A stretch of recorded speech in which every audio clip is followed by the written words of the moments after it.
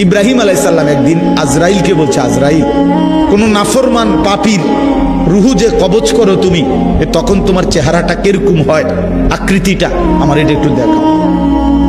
হযরত ইব্রাহিম আলাইহিস সালামকে আজরাইল বলছে, আল্লাহর কসম হে নবী, আপনি সহ্য করতে পারতেন না, আপনি এটা দেখতে চাইেন না। ইব্রাহিম আলাইহিস সালাম বললেন, না, আমার একটু হলেও দেখাও। তো আজরাইল এই বিভৎস আকৃতি, মানে নাফরমানের জান কবজ করার সময় উনার যে চেহারার আকৃতি হয়, এই চেহারাটা ধরে ইব্রাহিম আলাইহিস সালামকে দেখাইলেন। বিশ্বাস করেন, এই কিতাবে আছে, ইমাম কুরতুবীর কিতাব। ইব্রাহিম আলাইহিস সালাম একটা চিৎকার মাইরা বেহুশ হয়ে গেছে।